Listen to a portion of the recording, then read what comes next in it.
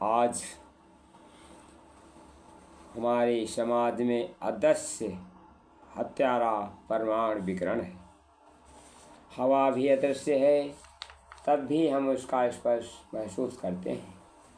लेकिन रेडियोधर्मी परमाणु विकिरण एक ऐसा हत्यारा है जो न दिखाई पड़ता है, न सुनाई पड़ता है, न उसका कोई स्वाद है, न कोई गंध है, हमारी ज्ञानेंद्रियों से परे है। उसका स्पर्श केवल विकिरण मापी यंत्र ही उसकी उपस्थिति का महसूस कर सकता है। कुछ परमाणु बिजली घरों में, रिएक्टरों में इस समय का कुछ हो रहा है, उसने इसी कारण सारी दुनिया को चिंता और भय के एक सूत्र कर दिया है। हर चेहरे पर यही प्रश्न है, क्या भारी मात्रा में विकिरण के उत्सर्जन को रोका जा सकेगा?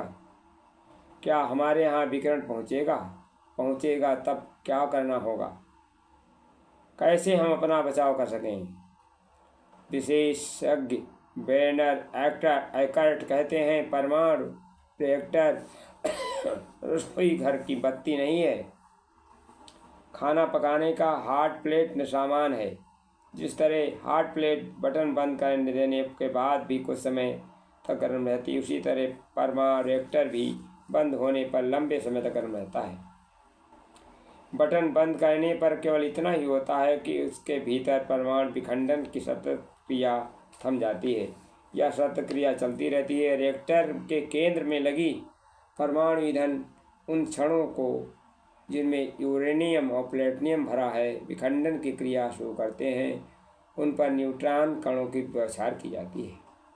एक बार शुरू होने के बाद यह क्रिया अपने आप में आगे बढ़ सकती है और निरंतर चल सकती है। जब न्यूट्रॉन कणों का टक्कर के टूटने पर यूरेनियम या प्लेटिनियम के हर नाभिक से एक और न्यूट्रॉन कण छिटके और एक और नाभिक से टक्कर मारे। यदि ऐसा नहीं हुआ तो परमाणु विखंडन की क्रिया बार बार रुक जाएगी। क्या वास्तव में होता है? हर न्यूट्रॉन की टक्कर से यूरेनियम प्लेटिनियम हर नाभिक एक ही नहीं बल्कि 2-3 न्यूट्रॉन कण छिटक कर अलग हो जाते हैं। इसे रोकना पड़ता है, अन्यथा सतत क्रिया के नियंत्रण के बाहर हो जाएगी। इस तरह निश्चित किया गया रिएक्टर में उतने ही न्यूट्रॉन रहें जितने नियंत्रित सतत क्रिया जरूरी है। रिएक्टर के बंद होने बाद मतलब न्यूट्रॉन अवशोषक क्षणों को एकदम नीचे उतार देना ताकि नाभिकीय विखंडन रुक जाए। नाभिकीय विखंडन की सतत क्रिया तो रुक जाती है, परंतु रिएक्टर बंद हो करते तुरंत ठंडा नहीं होती। वेर्नर एकर्ट के अनुसार बंद होने के बाद से परमाणु बिजली घर में अधिकतम क्षमता 5 से 10% बराबर बिजली पैदा करते हैं। पूरी तरह से चुक गई ईंधन क्षणों को करीब उतना ही रेडियोधर्मी विकिरण निकलता है जितना विशुद्ध रेडियम निकलता है। जिन क्षणों को परमाणु ईंधन अभी भी चुक गया है, उनके भीतर अब भी इतना विखंडन पदार्थ हो सकता है, उनमें अच्छा खासा विकिरण पैदा होता है। मित्रों, इसलिए अपने यूरेनियम का प्लेटिनियम खर्च कर चुकी क्षणें किसी कचरे ढेर पे नहीं डाली जाती हैं, बल्कि उन्हें ठंडा करने के लिए विशेष टैंकों में रखा जाता है। फिलहाल इन कंटेनरों में पड़ी हुई रहती हैं, क्योंकि हमारे पास कोई ऐसा अंतिम रूप रखने का स्थायी समाधान नहीं है।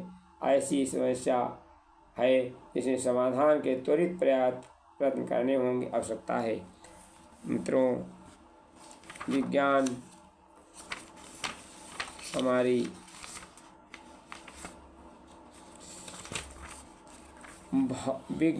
भौतिक विज्ञान है आवश्यक, ऊर्जा उपयोग है सिखलाता, पर बिना प्रज्ञा के यह ज्ञान कभी हानि भी है पहुँचाता।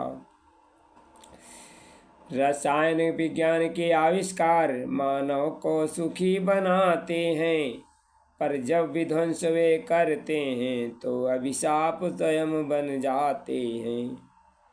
यदि सृजन कार्य में लग जाएं तो वे वरदान बन सकते हैं, फिर तो मानव के रोग शोक सब कष्टों को हर सकते हैं।